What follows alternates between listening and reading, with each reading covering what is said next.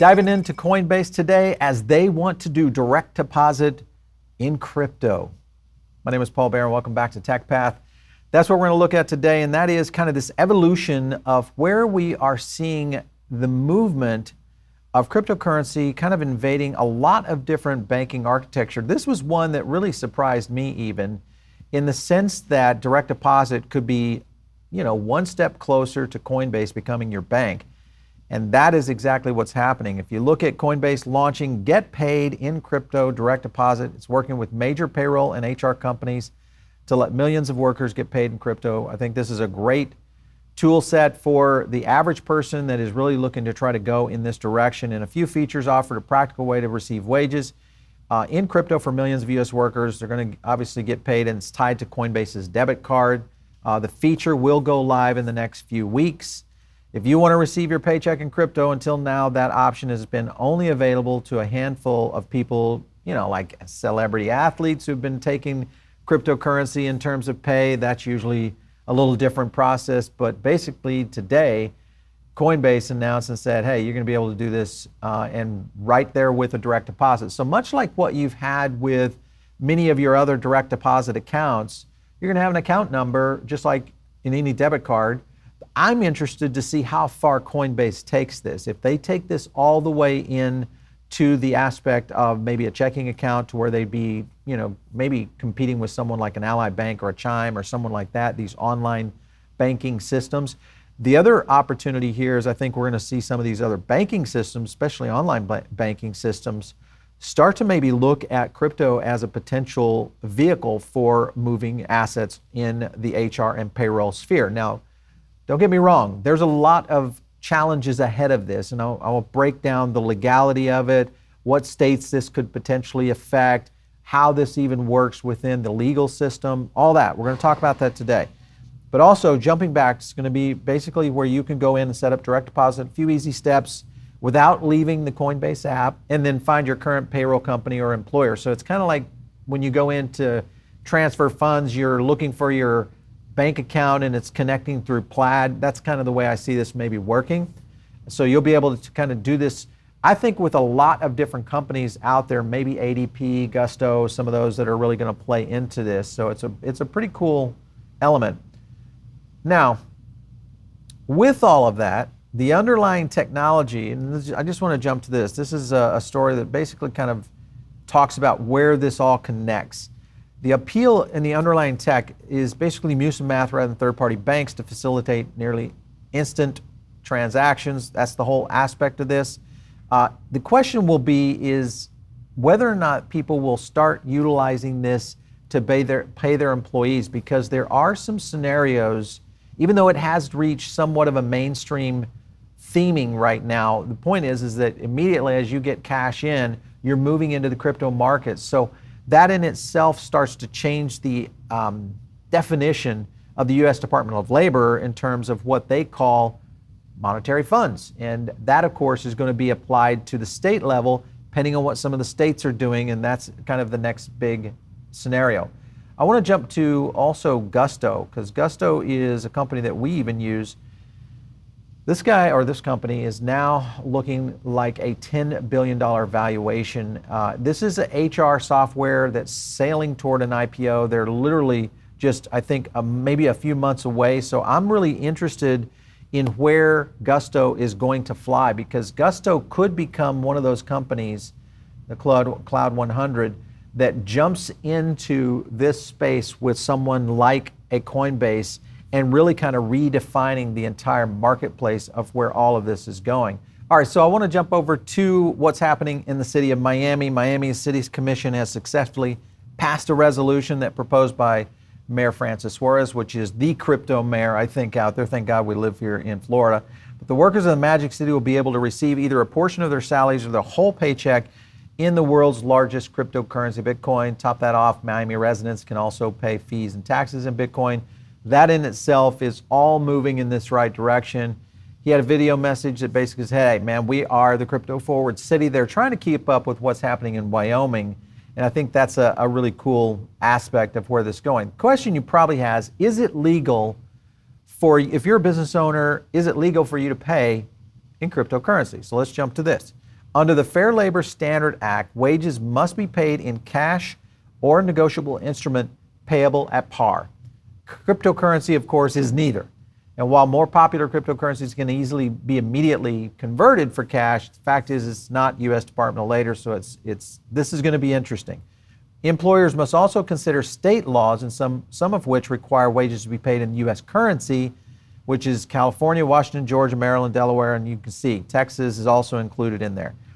These reasons you should be paying base compensation in U.S. currency amounts that meet the federal or state requirements in a minimum wage, overtime salary, etc. So you still have to kind of go in that direction. But why would people want to pay in cryptocurrency? I think they kind of hit it here in this article. It's really kind of a aspect of forward-thinking companies that are really pushing it. It becomes, kind of a check mark on a list when you're trying to hire people, of that just making it, it's kind of virtue signaling, but you look as though you're really a forward-thinking company, whether you are or you're not. The point is a lot of employees, which is getting harder and harder to come by, especially at this level. When I say this level, meaning programmers, developers, people that are really working in the blockchain industry, a lot of them are pushing into organizations that are forward-thinking like that. So I think it's going to play into what all of this is happening. The other option here is in the direct payment option, you're technically making a payment in property, not cash. And then currently under the IRS guidance, you'd have to check out their FAQs. This is on a 2014 notice that was basically a ruling on this matter. So you can't move it across as a property.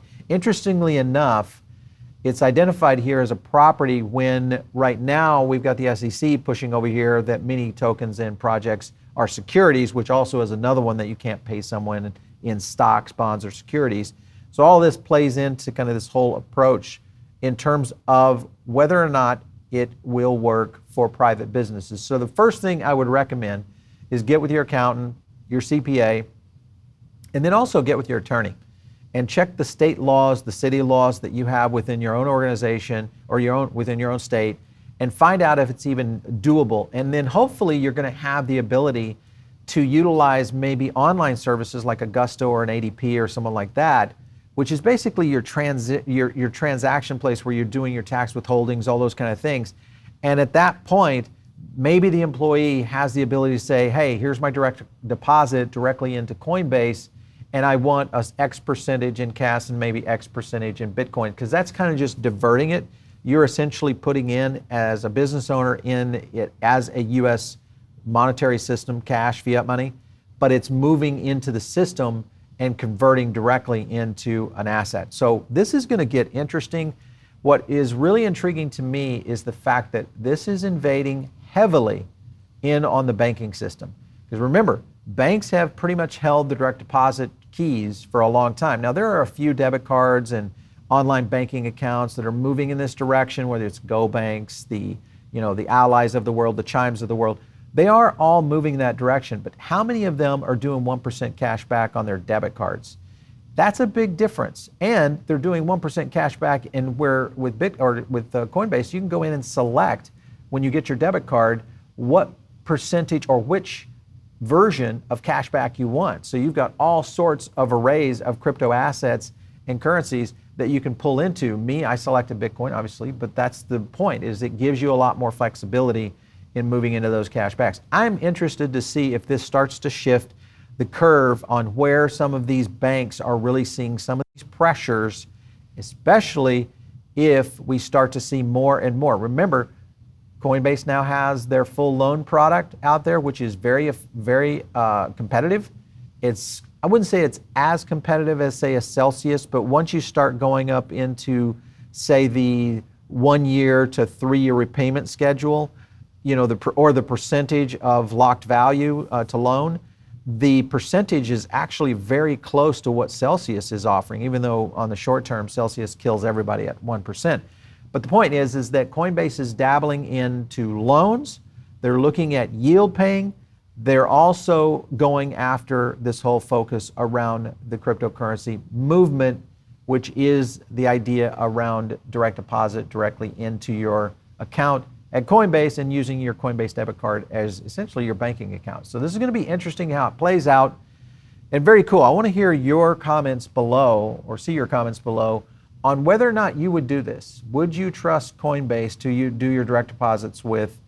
Or is this just too far, too fast? Is this something you would do? Would you cancel your existing bank account with, say, Ally or someone like that, maybe or online banking, and would you move it over to Coinbase and go this direction? Love to hear a comment. If you're listening in over on the podcast, best thing to do is subscribe over there or jump over here to the YouTube channel. The reason is big, and that is we have something starting called the Diamond Circle. The Diamond Circle is absolutely the forefront of crypto communities in the world. I feel like we have started something, and I think it's really starting to resonate with a lot of our viewers, listeners, watchers, followers, you name it. The whole point is that we want to give back to our community, and that is you. You're helping us grow our channel. You're helping us spread the word to the rest of the world around how technology is changing our society. And for that reason alone, you've become part of this Diamond Circle family, and that means we're going to be dropping cool digital assets back to you every month. So, but of course, you have to be on the Diamond Circle to kind of find out about it, and also to be eligible to get into it. It's going to be free to you. We will have courses and things like that. It'll be available to you at discounts, and many other Diamond Circle member-only content. So you want to make sure and check out that too. If you want to hit me up, check me out on Twitter. It's @PaulBaron. I'll catch you next time right here on TechPath.